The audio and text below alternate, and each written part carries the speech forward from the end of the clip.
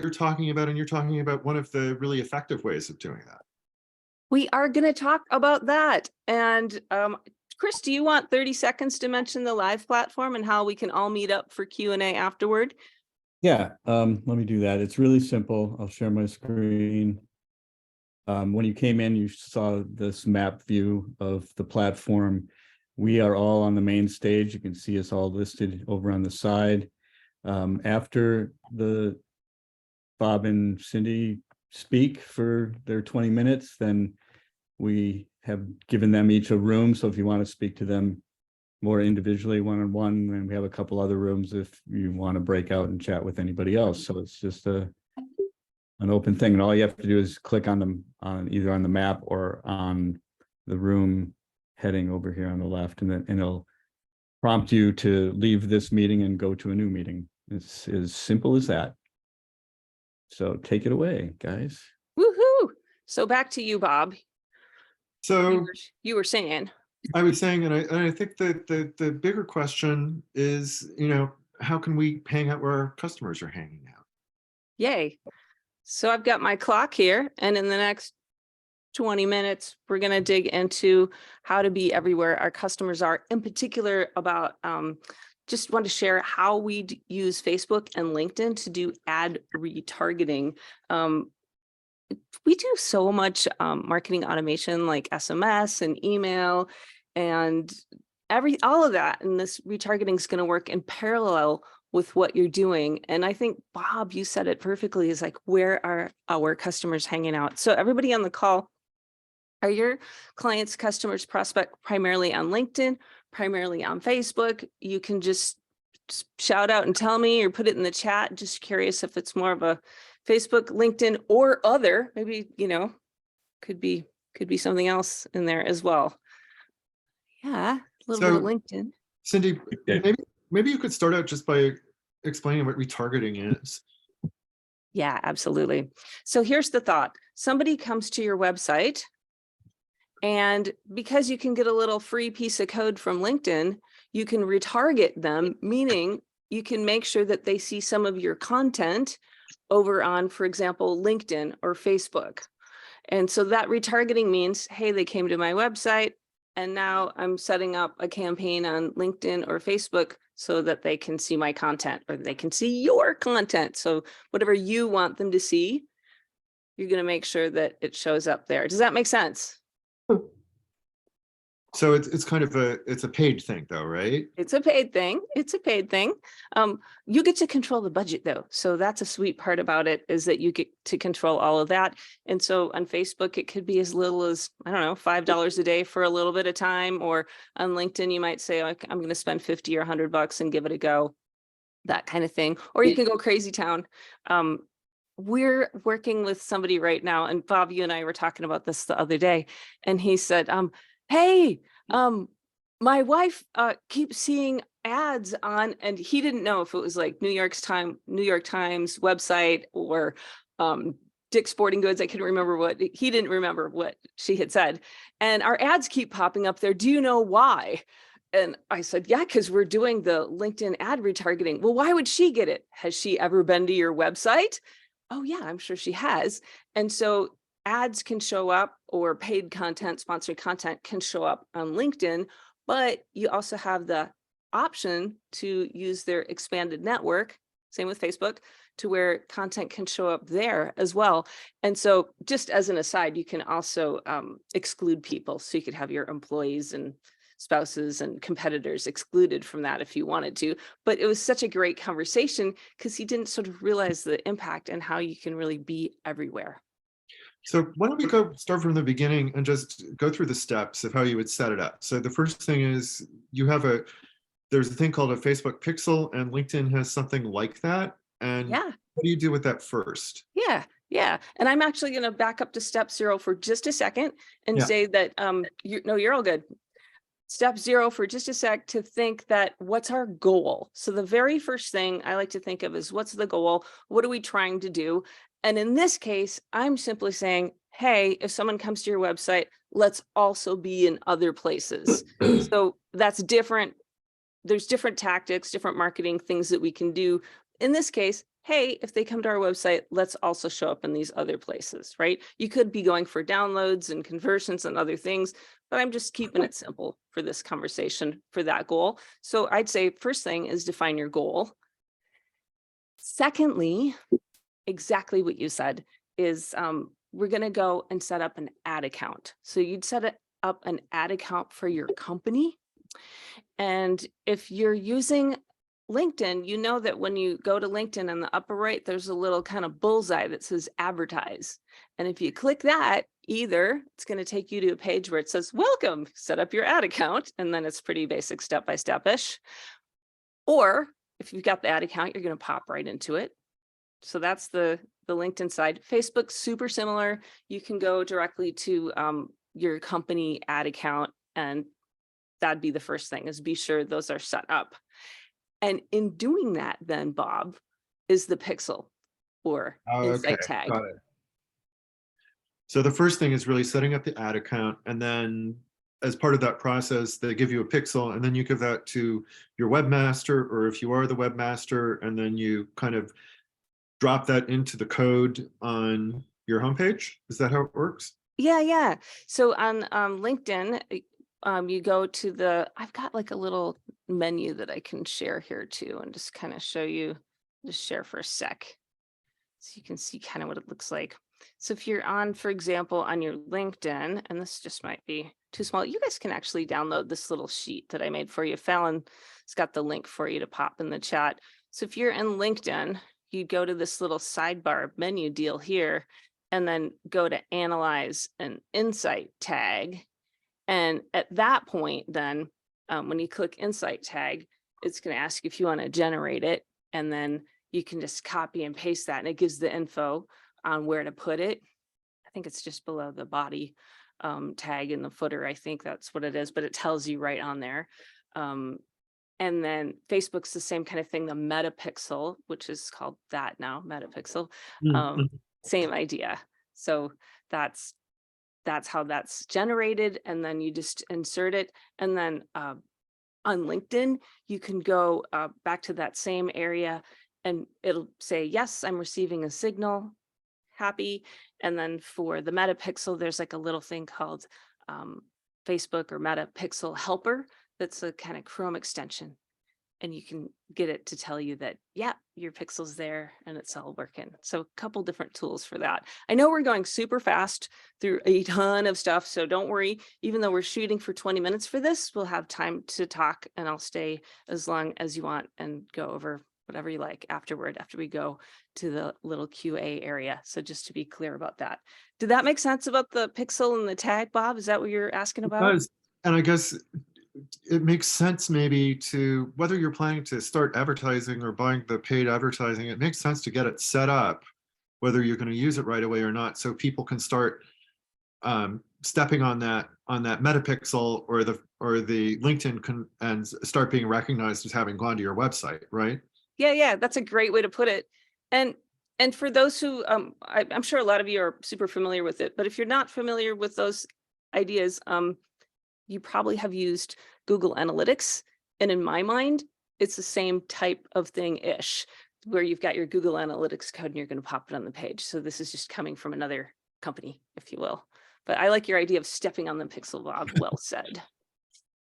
And so, and then on that page that you were showing us from LinkedIn, when you set up a campaign, so you can kind of target the people that, I mean, you can target everybody that's come to your page, but you can also target other people on that. And Yes. Can you Perfect. explain like the difference between that and retargeting, and just so Yeah. differs between Facebook and LinkedIn? Yes, definitely. I'll share this again. And then Fallon's just popped the link in the chat there, so you guys can grab this sheet for yourself if you want to.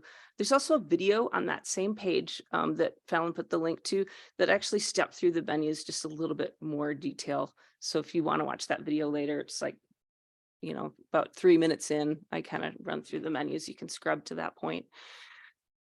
So this little piece here, Bob, I think is maybe what you're talking about. I don't know if you guys can see this. Who's your target audience? And so in LinkedIn and Facebook works much the same way. Scroll.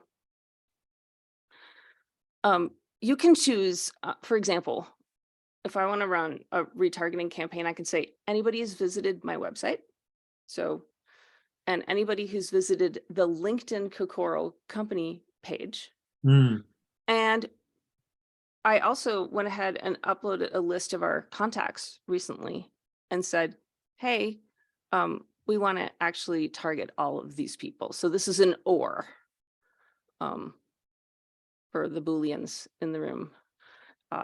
And so you can do some or, you can do some ands, you can do some exclusions and stuff like that. But that's kind of your basic way. And so I'm saying anybody who's done any of these things, please go ahead and show my sponsored content to on LinkedIn. And Facebook's going to be similar in that you can upload a list. Facebook will actually take your customers with the dollar amount they've spent with you, if you want to tell them, and they'll weight them and go find other people similar to them. That'd be a lookalike audience, and you could do that. LinkedIn will do a lookalike audience too, but they use a little bit different parameters. So you can say, just retarget people who I'm telling you here, or go find people similar to them. And then you can even go a little crazier and get into other attributes like, do they like the NAB page? Are they members of SBE or whatever the thing is? So you can pick other things that they're interested in. And Facebook gives you really granular stuff. Are they traveling? Have they bought something recently? Like you can go nutso on Facebook with some of those things. And I'm keeping it simple, just people who visited my website, my LinkedIn company page, and some people I've already met. Does that help? so yeah, that helps a lot. I think probably everybody is wondering, I mean, the platforms might tell you, it costs next to nothing to run one of these campaigns, but in your experience, Cindy, how, like what's a reasonable amount, or, can you give some examples of what people have spent and Yeah. what they got from it? I can. So recently, we were just running something with someone right before the NAB show, the National Association of Broadcasters show in Vegas. And in this one, they spent $488.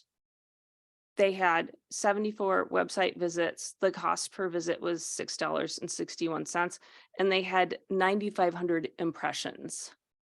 So that just kind of gives an example there of a real life thing. When talking with, so we meet with LinkedIn like every month or so. And when we meet with their ad people and stuff, they'll tell us like, you're looking for a click-through rate of 0.4% to 1.5%. We found if we turn on that network expansion that we just talked about being on other third-party websites, not just LinkedIn, that we see an increase in those numbers. But that's the click-through rate they're looking for. And so if you kind of like hit that, you're doing great. And then I will say that another campaign we were running recently with someone is that they spent $317. They had 4 conversions. So in this case, we're tracking, did they download something? Did they download a software trial? Did they download an ebook? Did they download something? And so in that case, they were pretty happy with that rate. They were looking at about an $80 lead per lead cost because now they captured the person's name, right? And took the next step. So this is kind of a little level up. We don't have to go here, but just to say you can go a little crazier and try to track really sort of next step in the sales process. So those are some numbers, and I don't know, does that help? Yeah, I think it sounds to me like, depending on how ambitious, how big your ask is, it's going to cost more. So just for people to see your company name, that's kind of at the low end, and to get people to sign up and download something or ask for a demo and give up their phone number or whatever, then that's going to be a little bit more expensive, probably. Yeah, and if we kind of compare that to being at a trade show or hosting a dinner for our clients, or I don't know, going to an event, whatever the thing is, and think like, okay, I'm going to track how much does it cost to do those things. I mean, and then if you want to track, like, do I know my cost per lead acquisition? Do you know the CAC for something at a trade show or an event or something like that? Do you know the numbers? Maybe, maybe not. Is $80 a good price for somebody who's going to spend $100, $500, $5,000, $500,000 on a deal with you? Depending on how much they're spending, an $80 pretty qualified lead is awesome, right? So those are just kind of data points that you can just think about. That's really interesting. And the audience expansion also, just so, is that an option when you create a campaign? Yeah, And you tick a box. what do you have to do? You have to do anything extra for it? Is it a lot of extra work or You anything? tick a box. Is that all? Okay. You literally go tick or untick. That seems a lot easier than it used to be, for example, to get on the Google Display Network, and because that you had to prepare all kinds of other content, right? And this seems a lot easier. Yeah. Can I touch on the fifth step, add creative? And then I think we'll wrap and head off to chatting, questions, everything that you want to get into. Is that okay? Yeah. So creative, just know that, for example, on LinkedIn, they want you to have 5 different ad variations. So the variations could be, you've got a video and 5 different bits of headline or 5 different bits of description copy. Or you could, we're just running an ad for somebody on Facebook for an event, a tour event.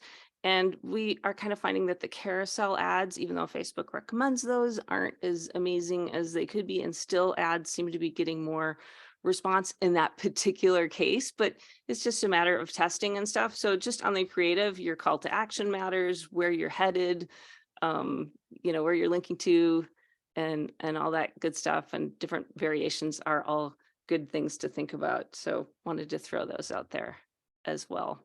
I would say if the goal is just have people thinking about you more often, this is a great way to spend a few bucks and just have a few people thinking about you more often and seeing you. Fantastic. Thank you, Cindy. Questions that anybody from the group will break out in a minute, but if you got something to ask here, bring it.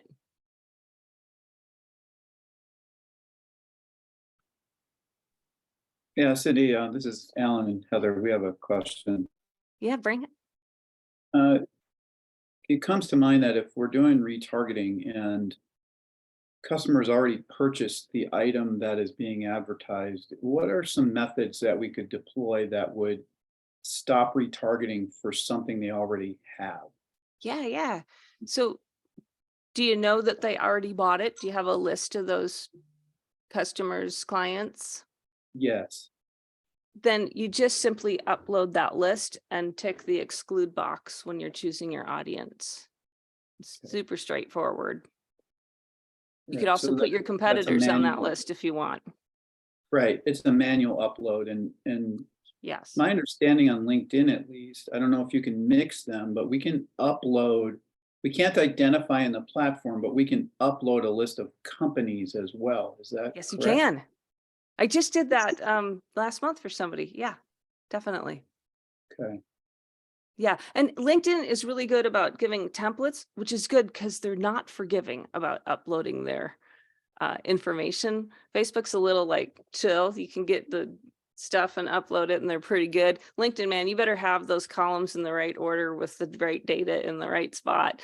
So they give you those templates for the company, as you said, and as the contact for the contact. Great question. Thank you so much, Alan, Heather. Okay. Yeah, in current form, we'd probably use it more for excluding competitors. And former instantiations, we would have done that for account-based marketing, but that doesn't really apply to what we're doing today. So.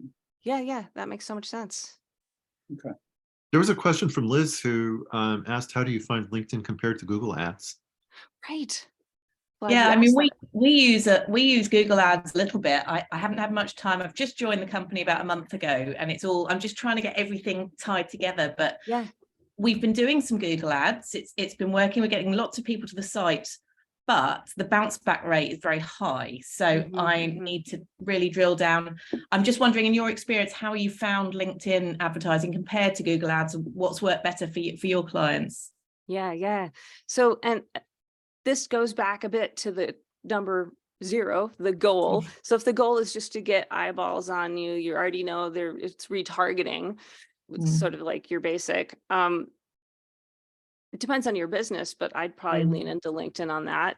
For Google, I mean, if you're trying to get conversions, like people to sign up for something, there's sort of different targeting methods, but it does seem, at least in the people that we're working with, that the cost per lead acquisition is higher on Google. At least that's what we're seeing, than on LinkedIn. I would say that. And then you've got different targeting things going on for sure. I don't know if that helps. No, that does help. I think I'm going to give Google a little rest for a bit. I think it was a sort of something that had carried through. So yeah, I should give LinkedIn targeting a go. Thanks. Yeah, thank you. Rita has her hand up. Rita, bring it. Hey, Cindy, thank you for this so much. I was jumping around trying to get in. Oh, and I'm glad you got here. I missed the one very important thing at the very beginning. Is this an app or a website or a plugin or what is it that what's the tool that we're using to do all this? I'm so glad you asked that. And Fallon, if you don't mind, just popping the link back in, just so Rita, I want to be sure you get the checklist that we put together for you. So this is just using LinkedIn ads and Facebook meta ads. That's all we're doing. There's no extra other thing going on here. I was just revealing, like, hey, this is what we're doing with our clients right now. Take it, use it for yourself. There's no secret app. Yeah, great question. Should we break out into the Actually, QA rooms? Is that cool with everybody? I have a question. Oh, Sam, hey. Hey, hi Cindy. Oh And Tammy's here too. It's a reunion. Hey. So some years ago, back in the dark ages, I remember like, maybe 5 years ago, it was running ads on Facebook was fun because there weren't that many ads on Facebook. So it was sort of easy to, get to a pretty big audience. On the other hand, people weren't as used to buying on Facebook. It wasn't part of their normal routine as much. Yeah. So, and some people were still a little like hesitant to buy, and now of course we're like clicking and buying on Facebook all the time. It's right. much more normalized. And I'm wondering if you're seeing that on LinkedIn as well. Like, are people as responsive to ads on LinkedIn as they are on Facebook, or are they a little? And the sort of part B of that question is one of the things I find is, I don't do a lot of corporate work because I've gotten so addicted to working with people who self-nominate and are paying their own money. They're like, yes, I want this thing and I'm paying for it myself. As opposed to, I feel like people on LinkedIn, like if they've got a LinkedIn Learning subscription or something, their company bought it for them. They're not so used to buying things for themselves, even if it would help their business or their selves. So yeah, I'm just wondering about the vibe of that. That's a great question. And coming from you, who has like one of the top courses on LinkedIn and a couple of best-selling books, I actually feel like you know the answers to this better than I do. And so because we're really talking about retargeting and just being eyeballs, say, hey, I already saw these people at this trade show last week. I want to be sure they keep thinking about me. I'm leaning more into that. And in terms of like buying stuff on Facebook, definitely not my total area of expertise. Now, getting opt-ins and people downloading trials and stuff, we're definitely leaning into that. But the actual purchase piece, I'm going to bet you know a ton more about that because you're a wizard.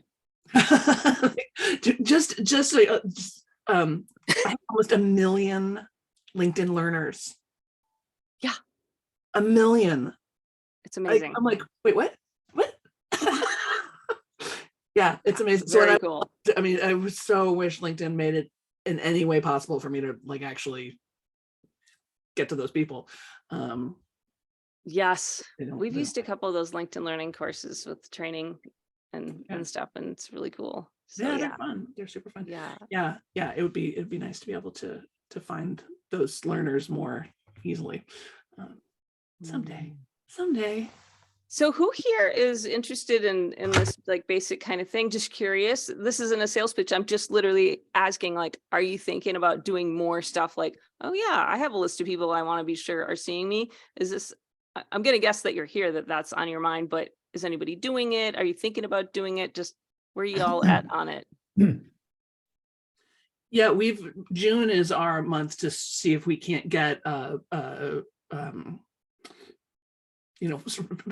flywheel going, a little Gotcha. virtuous cycle of doing more Gotcha. ads to free to Yeah.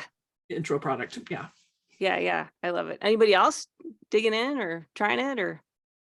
We've done, Cindy, we're a very, company that I represent has a very targeted, specific product in the broadcast industry that isn't a general purpose thing. So Yeah. my feeling is LinkedIn is probably a good vehicle because most people are on LinkedIn as opposed to spreading out too widely, which wouldn't be of any interest. Yeah, that makes so much sense, Rich. Totally. Jeff, where were you at on that? we've done some LinkedIn campaigns, Yeah. ad campaigns, and we try to make them very targeted. So we've done the uploading the lists and we've done very minimal lookalikes because we found that the LinkedIn algorithm doesn't really work very well for lookalikes. You can't give it enough parameters to narrow down the focus. Right. And we kind of turn them on and turn them off depending on what we're wanting to do and how much money we want to spend and that kind of thing.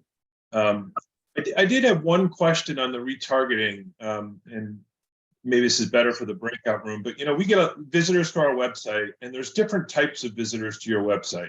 And we have the LinkedIn tracking code and Google and all of that already installed. But sometimes a lot of people who come to our website are potential job applicants. So they're applying for a job, and that's great. We're happy to have them apply for a job, but I don't want to retarget to them because I do not want to spend any money following those people around. And so my question is, can you set up exclusions for people who have visited specific pages of your website? Ooh, that's a good one. I think I'd have to dig in and circle back to you. That's a great question. Yeah. I will dig in and circle back because I want to know that too. I'd love to exclude people who visit my careers page. Smart, super smart. I bet you could. Or do it the other way where you just pixel the other pages and not that one. I was wondering about that too, but then you'd have to like take the pixel off of there. And they probably go to the home page first and then go to careers, so that wouldn't work. Right. Yeah. Or have a clear site. I'm gonna have to jump in a second too, but I will say one more thing that's kind of got me more interested in this because I am email marketing ride or die forever. But I had someone say to me recently, we were talking about anxiety and stress, and she said, sometimes she goes, I'm not proud of this, but sometimes she's like, I just ignore my email box. Like I ignore it completely. I don't even open it. She's like, and I know there's stuff in there that I need to deal with. And and then another day goes by and another day goes by and my stress level grows and my refusal to deal with it grows. And I just thought, I think that happens a lot. I think there are a lot of people who are just not even opening their email box. And then when they are, they're sifting through 4 days of everything. So it's just delete. And are these kind of your artist peeps that you work with, or? This was just a friend of mine. Just a friend, okay. Confessing. Right. But anxiety knows no rank or privilege. I mean,